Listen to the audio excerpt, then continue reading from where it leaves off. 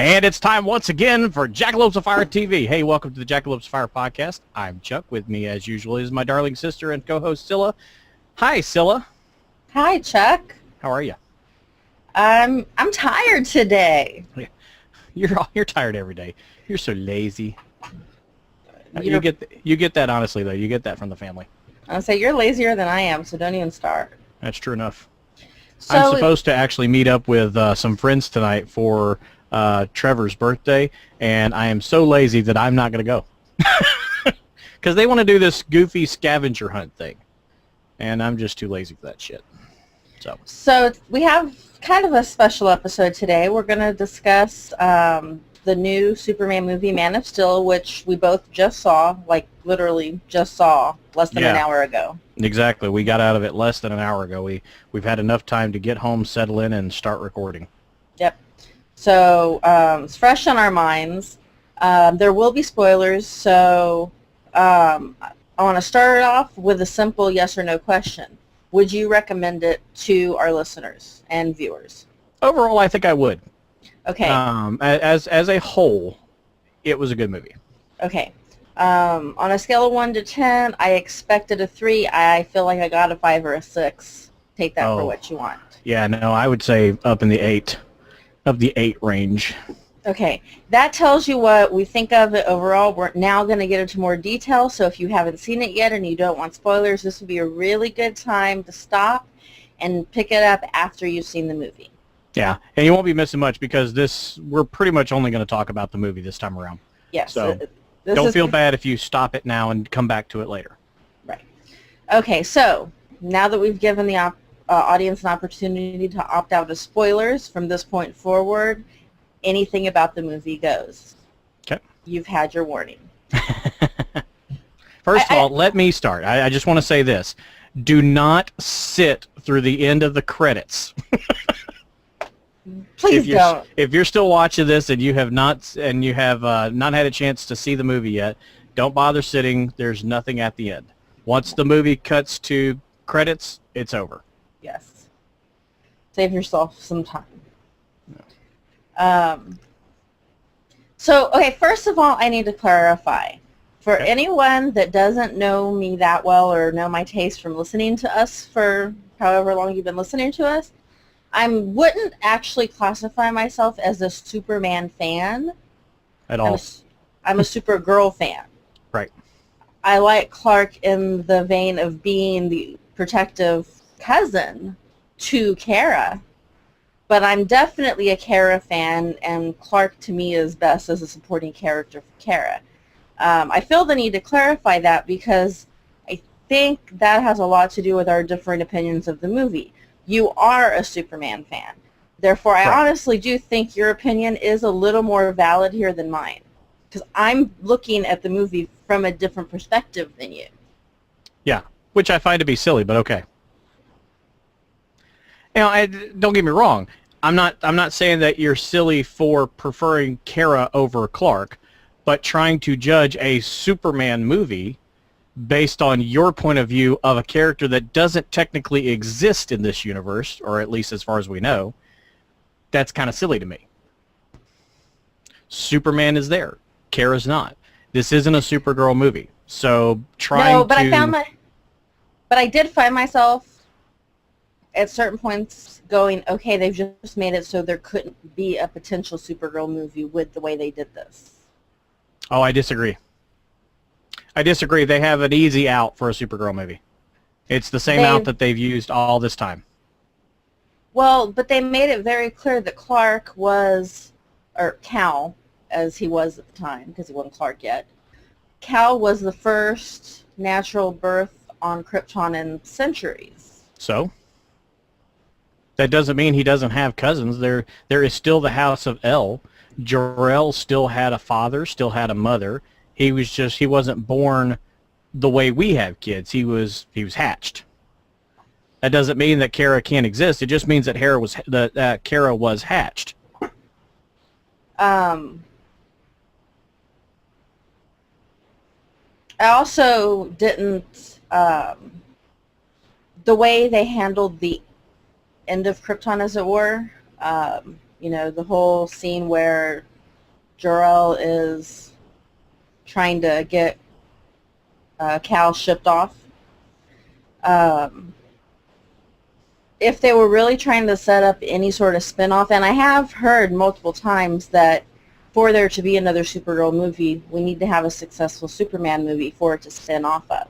Right. Which makes sense. I would just expect something in there, and not even something that makes it a guaranteed spin-off. Just something to potentially set up the possibility of a spin-off. And there was no mention during that whole scene of Zor-El at all. Okay. To be fair, if you go back and watch the first couple of Superman movies, there's no mention of Zor-El in those either.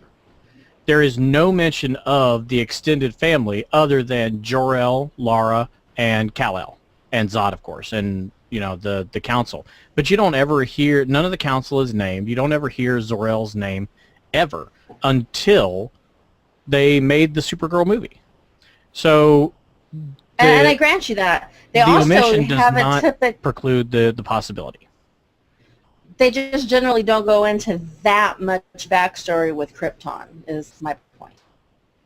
There is a lot of Krypton backstory. Have you never watched the original Superman movie ever? I actually haven't, but Dad told me that. Obviously. One of Dad's comments on the movie actually was there was way more Krypton backstory than he's ever seen before, and he has seen all of the previous. Okay, yes, there was more, but they still did give backstory. They showed very clearly Krypton. They showed the trial of Zod and Ursula and Non. I didn't say that there was never any backstory before. I said there was more than we've seen before. See the difference there? Well, okay, but it's not like there wasn't any. There has been backstory.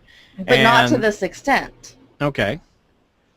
But we still, until they introduced the concept of Supergirl, they never talked about Zor-El. Even in the animated series, they didn't talk about that until Supergirl showed up. In the animated series, she wasn't Kara Zor-El. The one that shows up in the animated series? Yes, she is. No, she's not. No, I'd have to go back and look. She Anyway. is not even from Krypton. They took Argo City from the comics, made it its own planet. Argo is a sister planet. Oh, that's right. She's not technically Kryptonian. You're right. That's okay. It's been a while since I've seen that. But you are correct. Yeah, don't argue with me on Supergirl stuff. My simple point is that the omission does not preclude the possibility. Maybe you're right. It wasn't Zack Snyder's job to set up a sequel, nor was it his job to set up a possible spinoff for Supergirl. It was his job to make one movie, one really good Superman movie. And I think for the most part, he did accomplish that. Now, moving into the actual stuff about the movie itself, I don't think he captured the essence of Clark in his... Okay, first of all, I've been bitching about the casting since the casting got announced, and I have to say I was wrong on that aspect of it. The casting worked for the movie. Yes, I for thought the movie that was presented, the casting worked quite well. I think the actors did a great job. I think that... Except for Zod. I didn't like Zod. Yeah. I thought that Clark looked a lot like Tom Welling. Yes, he looks like an older Tom Welling, and especially there are certain shots of him where he is clearly, I don't know that it was intentional, but it did kind of give that Tom Welling vibe. There was actually one shot where I went, holy crap, he looks like Christopher there. There's this one scene where he's going up into the ship with the gravity thing. At one point, his face looks like Christopher Reeves at that one split second. Yeah, so casting, cool. Overall, I was wrong. The casting was pretty good. Yeah. I don't feel like the script got the essence of Clark in it. I don't know. We didn't see a lot of Clark just being Clark. The entire movie, the adult Clark is saving people. There's very little just him being Clark. There's some, of course, but there's very little. Most of what you get of Clark just being Clark is, as a kid, learning to cope with his abilities, and even that's only in quick little flashbacks. So I don't know that he had a chance. Which I found to an show annoying his- way to tell that story. Yeah, there's I thought only so many flashbacks ways got you can do old. it. Yeah, there's only so many ways you could do it. Once they decided that they weren't going to show him actually aging, just all of a sudden he's an adult, they had to do it in flashbacks. Well, and yeah. they couldn't do some flashbacks and some not. No, I just thought it would have been more effective had it been chronological. That's just my opinion. I expected chronological, and so it threw me for a loop at first, but overall I think it worked out. But I think chronological probably would have been a better way to go. I didn't like the fact that Lois knows from the get-go who Clark is. That is one complaint I had. Yep, I definitely had that complaint because just immediately she figures out. Now, to be fair, it should have been like that all along. Because let's face it, Lois Lane's the dumbest woman in the universe if you take the comic book version of her. But come on, we've always had to have a little bit of suspension of belief to accept Clark Kent as a secret identity in the first place. But by doing it this way, he's shown up in a lot of places without the glasses. He walks into the Daily Planet and puts his glasses on in the freaking elevator. People saw him walking without the glasses. And so this makes it even harder to buy the secret identity, in my opinion. I disagree, and only because the majority of the people that are going to interact with him on a daily basis are going to see Clark Kent in the tie, the shirt, the glasses, and the hair's a little different. The suit actually adds to the secret identity because a lot of times you're focused on the whole package, not just the face. And so I think that imposing suit, plus it's always been kind of Christopher Reeves kind of set that tone by slouching a little bit. He's not as tall as Clark as he is as Superman, unless he's just hanging around at home. So there are ways that he can make that work, but it took me a second to get used to it. I like the concept that Lois figured it out on her own. Clark didn't have to tell her. She did the legwork as a intrepid reporter should. She's the best reporter in the world, and she spent 40 years not knowing who the fuck Clark was. That she didn't figured make it out sense. Too fast in this movie. It was her job. That's exactly who she is. That's exactly what she does. And so I think that now they sort of imply that it happens really quick. I think it would be better had they said a year passes or whatever. Show that she spent some time on it. Or even when she finally sees him at Jonathan's gravesite, say something like, "It's taken me a while to track you down," or something like that. Yeah, something that shows that there was a significant passage of time.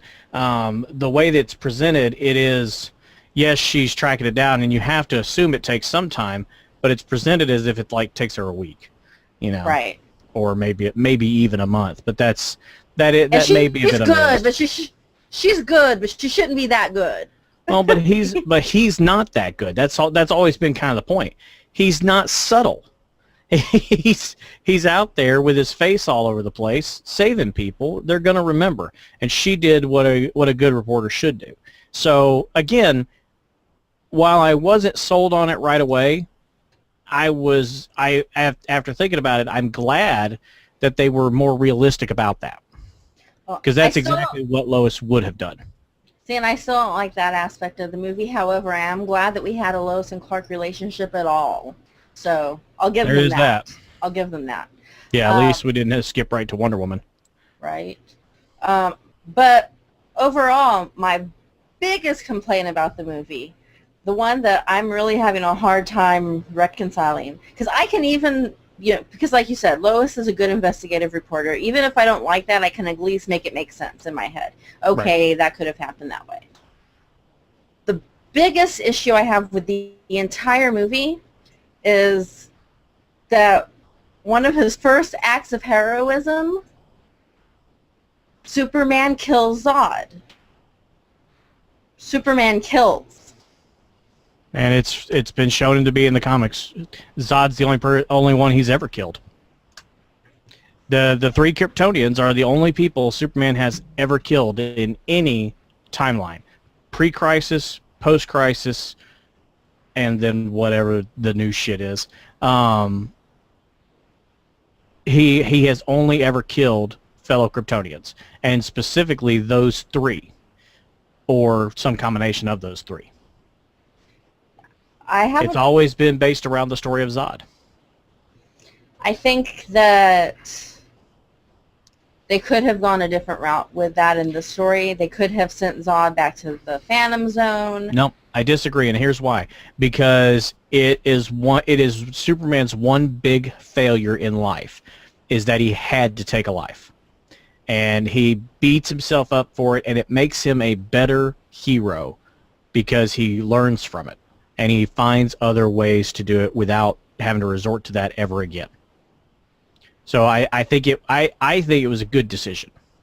And it was the only way he was ever going to really stop Zod. I think it was a poor decision for the first movie.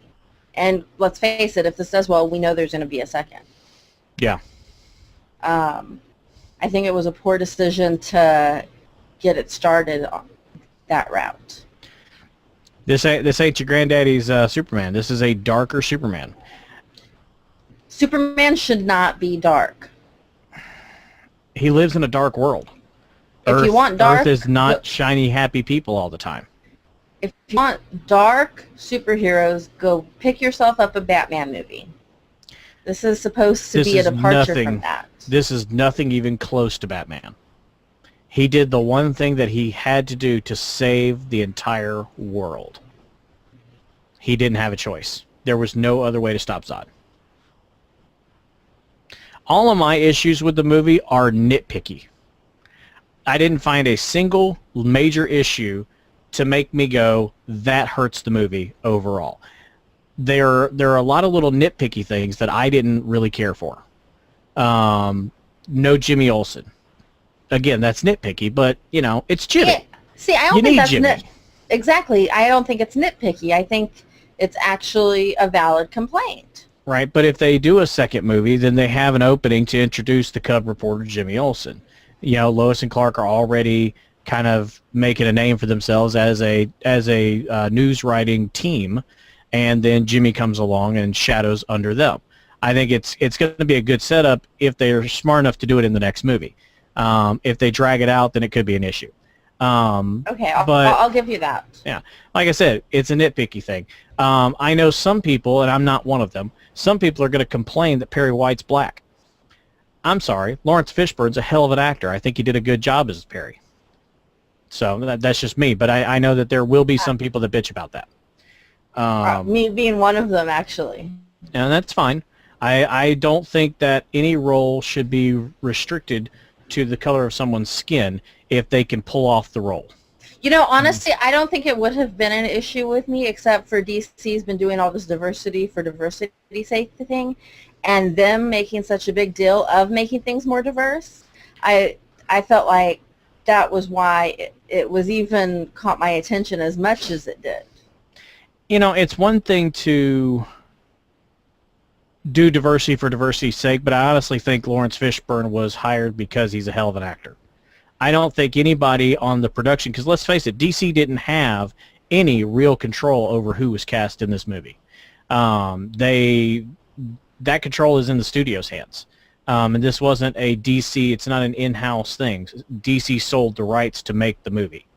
That's why they were able to get away with some of the things they did, like the fact that there's a Lois and Superman relationship in it. That wouldn't have happened if the New 52 people had anything to do with it.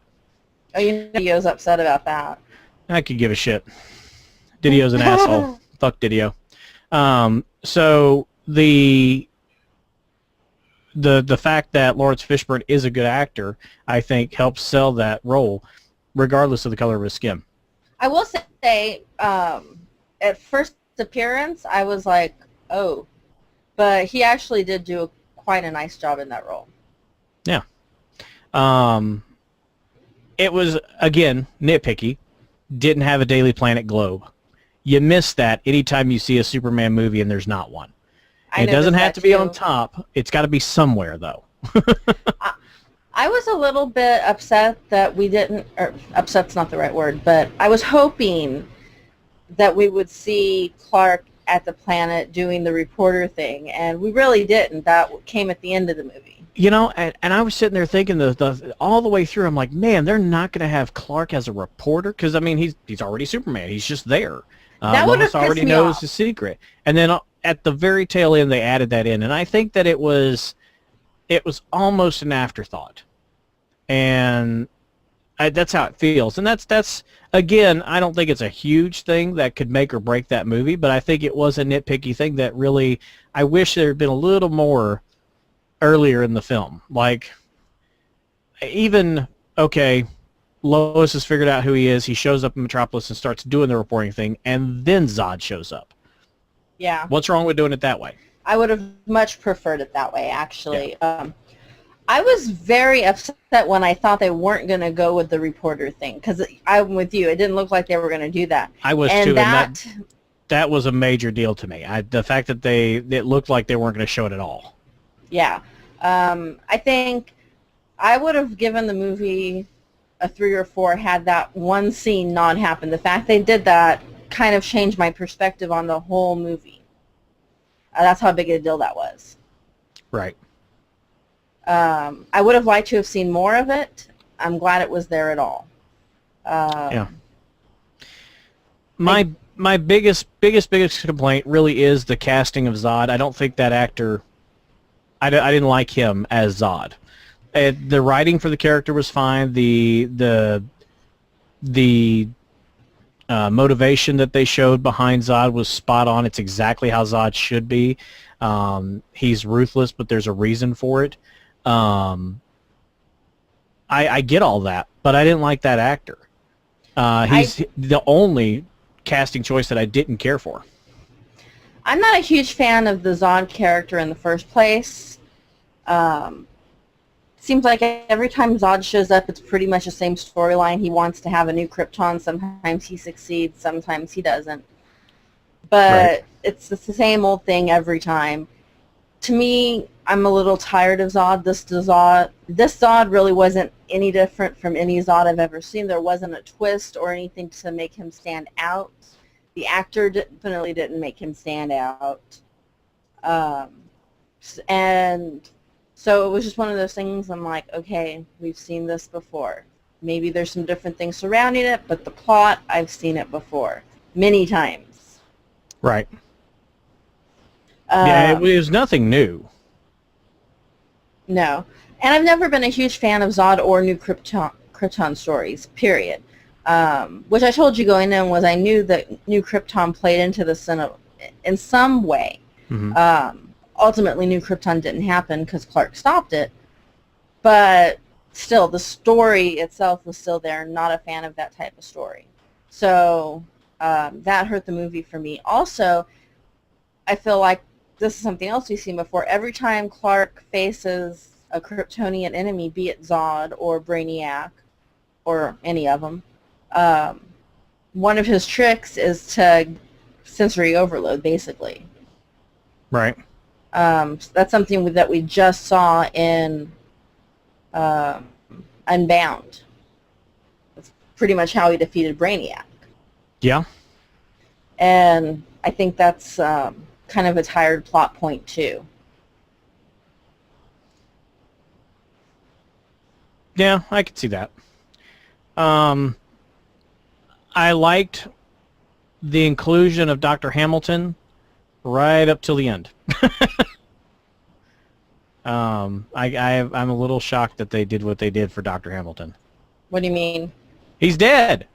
Well, I know, but why is that shocking to you? Emil is the head of, in this one he's DARPA, but he's the head of Star Labs. He's a major player in the universe, and in fact he helps create the Guardian Project, which they alluded to, but not quite right. But then all of a sudden he's dead, so he can't do any of that. I like Emil. Emil's one of my favorite side characters. I didn't see that as a very big plot point. Like I said, it's all nitpicky stuff. Christopher Maloney as Colonel Nathan Hardy, who in the movie he has a call sign of Guardian. I thought that was kind of cool because that links the Cadmus Labs and Star Labs and all that stuff. But he's not the Guardian. Because the Guardian in DC Comics has a different name, and I forget what it is at the moment. But it's not Nathan Hardy. That's not right. But anyway, it was an interesting little nod to him. This definitely didn't feel like a setup for a DC movie universe. No, but then again, neither does Iron Man until you see the after piece, with Nick Fury talking about S.H.I.E.L.D. You don't really get the sense that he's setting up that Iron Man was setting up a whole universe. It did, but it didn't have to, because if Iron Man had failed, it stood alone on its own feet, without needing the rest of the universe. I will say this: after seeing this movie, which was way better than Superman Returns, I will say that much. Way better. But as much as I hate to say it, I still enjoyed the Marvel movies I've seen more. I think Marvel still has the belt on this one, on the movie. Yeah, right now Marvel's killing it, both in the books and in the cinematic universe. They are simply putting out a better product right now. You put this movie up against Thor, and Thor wins. Pretty sure you put this up against Thor 2, and Thor 2 will win. Well, no, I'm not sure that I would say that exactly. I think that's going to be a matter of opinion, and that's fine that you have your opinion. But I think that it's going to be on the same level as Thor, Captain America, Iron Man 2. It's not quite as good as the first Iron Man. The first Iron Man set a whole new standard for the movies.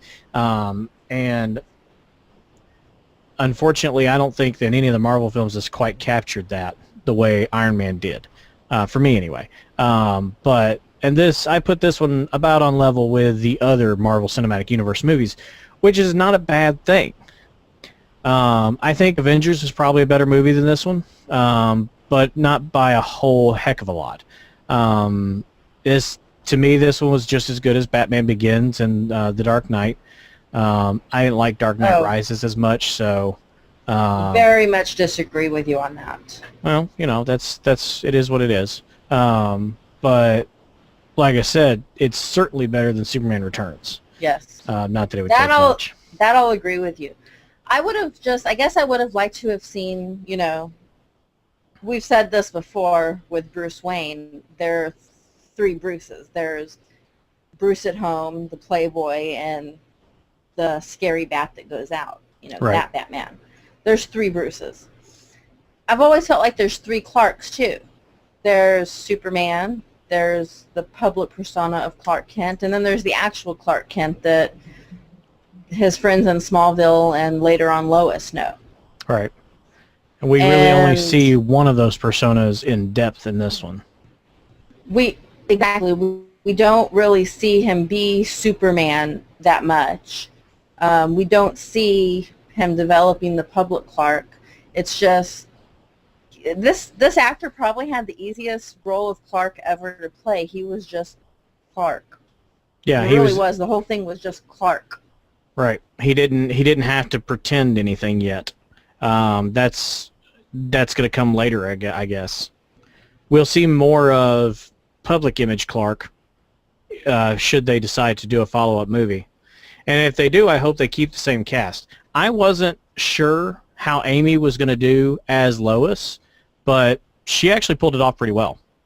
I was surprised as well. I love Amy Adams. I didn't know if she had what it took to be Lois, but she actually pulled it off quite nicely. Yeah, I agree. I think she did a pretty good job. I would be willing if they can make, and see, that's the problem, is there is so much in this that I'm like, okay, well, maybe in the next movie. Maybe this is a setup for the next movie.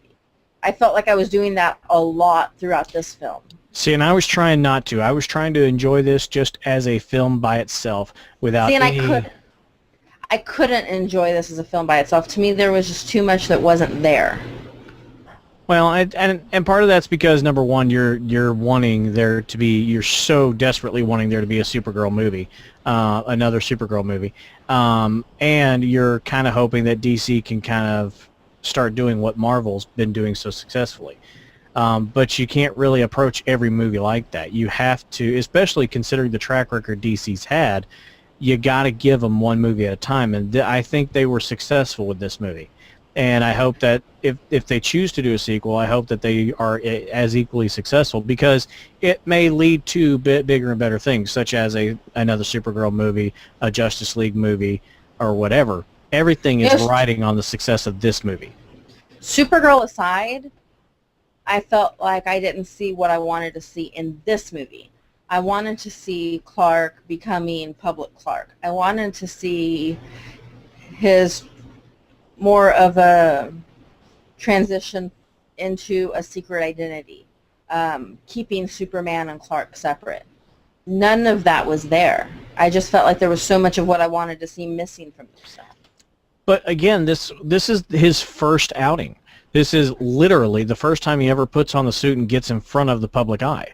He doesn't have a chance to cultivate that hidden personality. And I think that was the mistake going.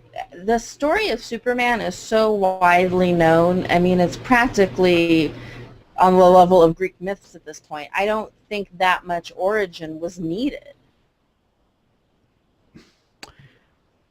It's been so long since an origin story has been told for Kal-el in live action that it was kind of needed. I mean, even if you count the Dean Cain series, that's been over a decade and a half ago.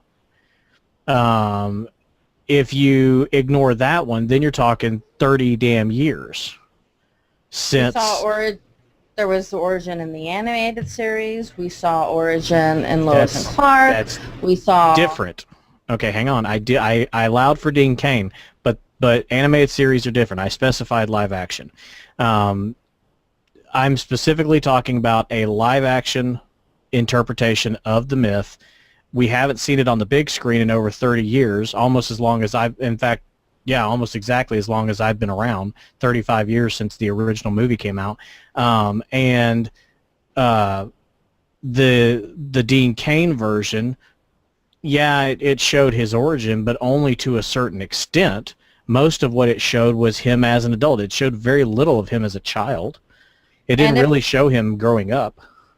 And if I recall correctly, there was a recount of the origin in Superman Returns, and then you have the entire series of Smallville, which is one long origin story. Okay, but again, the Smallville is a different concept. It was a completely redone concept of Superman. That wasn't the Superman that anybody grew up with, and that's what made it kind of cool. But I think they're right, and because we're talking about a big screen movie, it's the first big screen live action Superman since sometime in the mid '80s when they did Superman 4, which was terribad. They haven't shown the origin on the big screen since 1978. I think they're absolutely correct to have gone this route. You don't agree, and that's fine, but I think that they needed to do this. Now, the next movie, it's time to move on. We have his origin. It's kind of like, they did it with Spider-Man too. Spider-Man came out and told the origin story, and then the Amazing Spider-Man, not even a decade later, retold the origin story, changed a few things. Which is why I have no interest in seeing that movie. It's actually not bad. I think it's a better origin story than the original, than the Sam Raimi version. Just my opinion. But again, this goes back to what I was saying, though. There was a lot in there. I'm like, okay, well, maybe in the next movie, because I just didn't see what I wanted to see. And who knows? This may have set up a perfectly good next movie that covers everything I didn't see in this movie. Yeah, we got to wait and see how well this one does and what DC and Legendary want to do. The good news is that this is a Legendary picture. They've done some really good stuff on film over the last decade or so. So I suspect we're going to see a sequel. I suspect so as well. I really wanted to like this movie because I wanted something DC to redeem the DC Comics in my mind, and this just didn't do it for me.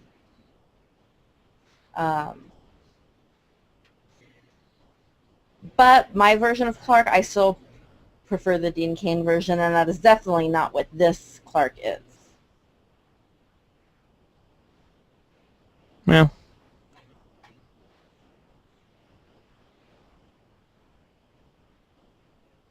I can tell you that it's already hit $56.1 million as of early this morning.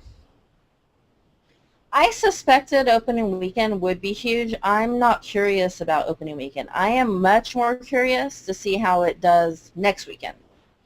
Opening weekend is always the pulse, though. You wanna start strong because it's just going to get worse as the weeks go by. Oh, exactly my point, though, is this is opening and nobody really knows. Next weekend, there's been a whole week of word of mouth. If they have a strong second weekend, I think that bodes well for it. If it suddenly drops... A couple of years ago, I could agree with you. Even as few as 5 or 6 years ago, I would agree with you. But with today's culture, everybody is online immediately with a Thursday night opening, because it did have Thursday night midnight showings, plus last night's showings. By this morning, everybody, or for the most part, most people who were interested in seeing it have already heard from one of their friends on whether or not to go. I think that with everybody being online and connected so much these days, the opening weekend numbers are just as telling as second week. Maybe. I disagree.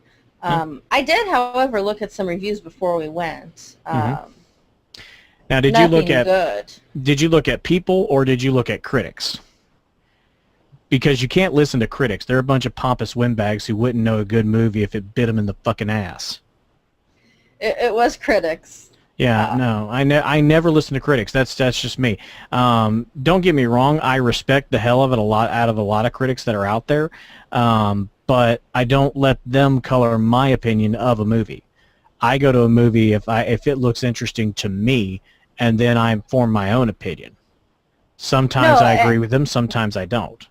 And I never let critics... I'm the same way. I generally don't agree with critics, and they usually don't color my perception.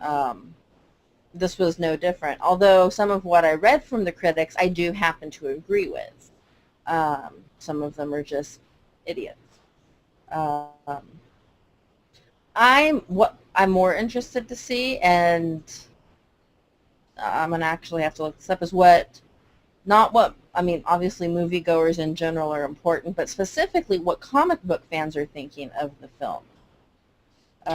I'm curious on what other Superman, like hardcore Superman fans that read the books, that have been reading the books, think about it. See, I would be interested to see you watch, or have you watch the original, the first one, and make an opinion of that one.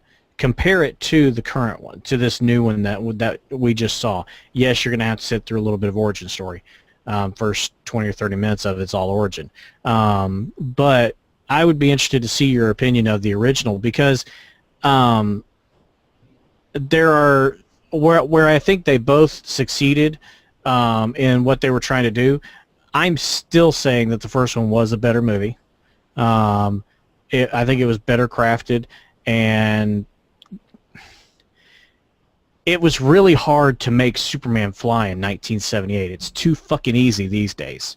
With digital imaging and CGI crap and all that, it's just too easy to make Superman fly. And it was obvious in a lot of spots that he was CGI, where Christopher was never fake. He was on wires. Yeah, he had a lot of blue screen stuff, but it was still him hanging on wires, yeah. and it looked fantastic. And I'd be interested to see how you think they did that. I think you should go watch the original now, having seen this one. I know enough about it to know, and seen enough clips to know that I don't like that version of Clark. But you and I have had that discussion before. Right, because that version of Clark was nothing but a mask, whereas Superman was the character. And I don't like that portrayal of Superman and Clark either. Yeah, but if you put that aside, it's still a damn good movie. And I might be willing to sit down and watch it. Especially the scene where he catches Lois. This made me want to see another good superhero movie, so I'm even more excited about Thor 2 coming out because I've seen a trailer for that. Looks quite good. If they can match what they did with the first one, then they'll do fine. It was a good enough first movie that I think that the second one could do really well. I know but that I'm a little worried that they're going to go. I know that a lot of this movie takes place on Asgard, which I'm very much looking forward to. That was maybe the one complaint I had about the first movie was that we didn't see enough Asgard. So this time around, I think we will, and I'm excited about that. See, and my complaint about the first movie was too much Asgard, simply because it looked like the old Masters of the Universe movie with Dolph Lundgren. I swear to God, half the sets were taken straight from Masters of the Universe. If you've never seen that, you really ought to check it out. It's truly horrible, but fun. Yeah, I didn't think there was enough Asgard. I am glad that Loki's going to be in the second Thor movie. You don't usually see villains in more than one movie these days, so I think that's going to be interesting. I think it is interesting that they not only kept Loki around for the second Thor movie, but that he was also in the Avengers. Yeah. You usually don't see a villain pop up in hero movies in more than one movie. You deal with the villain, you move on. Yeah, but Loki's a little different. He's not your normal villain. No, he's not. He's often just always he's Thor's number one problem. He's the thorn in Thor's side. So. Well, so is Lex Luthor, and you don't see him pop up in every single Superman movie. You sure enough, this one included. I did love the trucks that said LexCorp. Yeah, the LexCorp tankers were kind of cool. That was that was a little bit of a setup. So, okay, yeah, Lex exists, and maybe we'll see him in the next movie. That was maybe one of my favorite little touches in the movie. I loved that. But that's kind of it had a lot of humorous points. You don't see Lex in every movie. You don't see the Joker in every movie. So far, if we've seen Thor, we've seen Loki. Yeah. So that's kind of my point. I'm certainly not complaining. I love Loki. He's hot. I'd watch a Loki movie. But it's unusual to me. I don't know that I would say he's hot. He's sexy anyway. Thor's hot. Loki's sexy. I'm secure enough in my manhood to say, yeah, Thor is an attractive man, Chris Hemsworth. But the actor that plays Loki, whatever. No, he's only sexy in his Loki costume. I see pictures of him just normal, and he's nowhere near as attractive. It's not Loki. Okay. Just saying. I'll just have to take your word for that. I have a Loki obsession now, and you can blame yourself for that. Yeah, well. Now, I will say that you and I both chuckled at one particular moment early on in the film. When Zod and his compatriots are sent to the Phantom Zone, they are cocooned in these little rockets, and they are shaped, and I'm not kidding, just like a dildo, head, shaft, and balls. It looks like a dildo, and I think that was an unfortunate decision. Well, even before that, when they were putting Kal in his ship, I was thinking, that's an awfully phallic-like ship. Which made it all the funnier when I saw the cocoons that looked even more phallic-like. Yeah, it was really bad. All the ships had certain elements of phallicness to them. Mm-hmm. But anyway. I can't imagine that was intentional. I don't think so. I don't think it was. Yes, it was. It was funny as hell. I think Zack Snyder went and said, hey, it'd be awesome. These cocoons that we're doing, Make them look like dildos. Nobody will ever notice. It'll be great. It's really obvious. Yeah. To us, we're perverts. This is true. So anyway, those are our thoughts on the film. Obviously, we disagree on a lot of points. Yeah. We're like Ebert and Roper, except I'm always right and she's always wrong. Right. Right. I- You know, overall, it's worth it to go watch it. Don't pay the midnight, or not the midnight, but don't pay the ridiculous prices to go see it late in the day. Go catch it at a matinee, even the early bird like we did. You know, save yourself a little bit of money. Wait till it's in the dollar theater if you want. It's worth it to see it on the big screen. Sneak in To have the concessions. full. It's worth it to see it on the big screen and have the full effect of the audio and the visual. Yeah, concessions.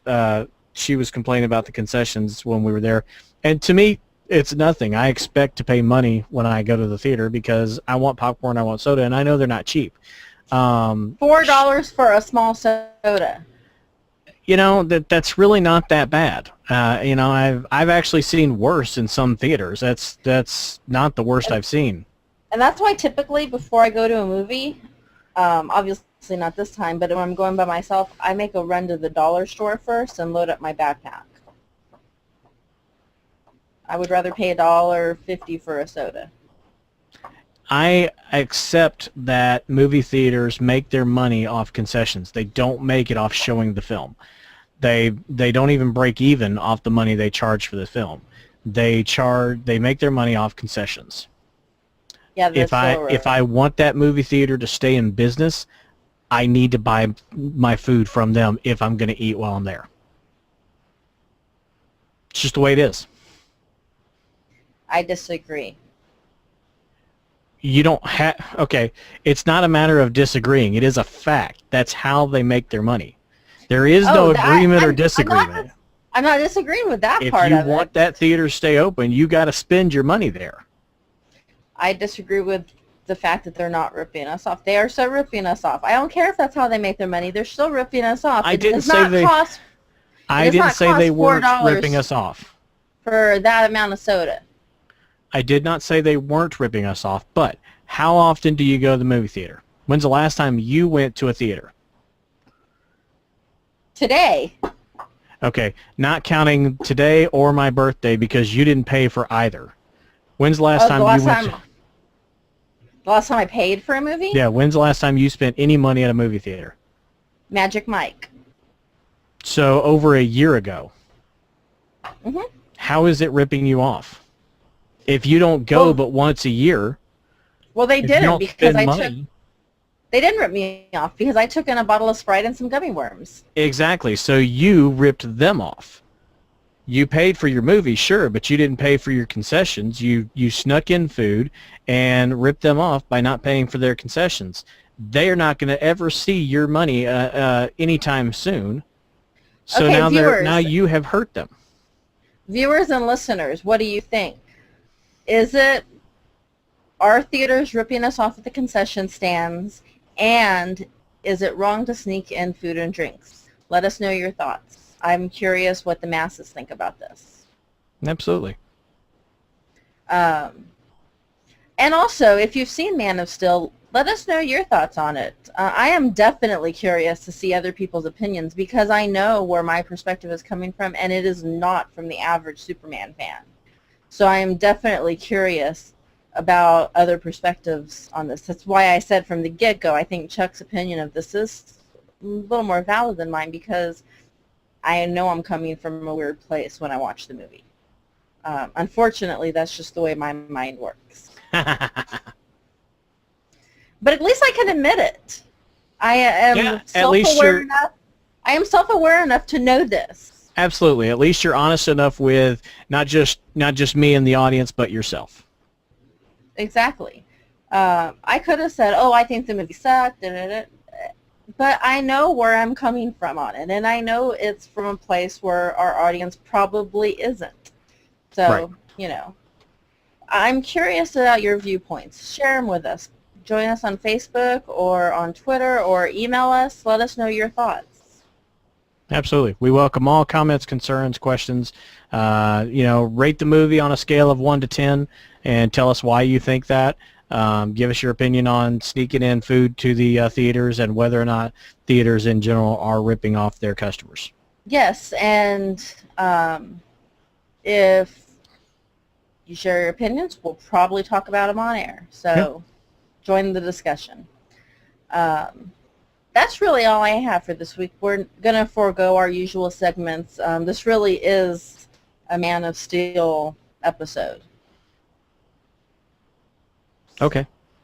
And Warner Brothers, if you're listening, I'm still waiting for a Girl of Steel movie. Just saying. As long as this movie is successful, then you have a good chance. Or you have a better chance than you would if it wasn't successful. Let's put it that way. Every DC character has a better chance if this movie is successful. That's right. We might see another Green Lantern movie. We might see a Justice League movie, a Wonder Woman. You never know. We might actually end up seeing a Nightwing movie. Yeah. So it all hinges on this movie. If this movie's not successful, it could be 10 years before we see another DC comic book movie. Very much so. And I'm not sure if... I was going to say that would be unfortunate, although I'm not really sure it is. This is DC we're talking about. If you wait a decade, it might reset everybody's opinion of the DC universe. Might be worth it to wait 10 years. Hell, they might fire Didio and give them some good source material again. Yeah, you never know. So, I had to get a couple of shots in on Didio, even though I know he's not behind the movie yet. Had absolutely nothing to do with it. Wouldn't feel complete if I didn't get a couple of shots in there. Whatever. So, thank you for joining us again. You can follow us on Twitter, like us on Facebook, visit our website, check out past episodes of JOF TV. We're all over the internet. Tell your friends, share us. We're for everybody. Oh, and if you've listened to this far and you have not gone and seen past episodes, last week's episode is one you really want to go check out. I'm just saying, especially if you're a DC fan. Yes, it was quite a good discussion. Yep, I think we had a good time on that one. But anyway, so I guess that's all we have for this week. That's it. All right. Well, like she said, thanks for listening. Check us out on Facebook, YouTube, Twitter. Shopping mall near you. We're putting on a concert next week, right? It's me, you, and Debbie Gibson, right? No. Jack was joking when he said that. Ah, crap. You need to learn to see the humor. Man, I spent all last night practicing my my doo-wops. I could do like Bowser from Sha-Na-Na. No, you need to learn to see Jack's humor. I realize he's a jackalope, but he has a quirky sense of humor. You know, he's so short, you wouldn't think shit like that would go over my head. You wouldn't think he could put anything over anybody's head. Right. Oh, well. Anyway, thanks for listening, everybody. Y'all have a great weekend. Go see Man of Steel. Tell us what you think. Bye. Say bye. Bye. Bye. Say bye again. No. Say bye again.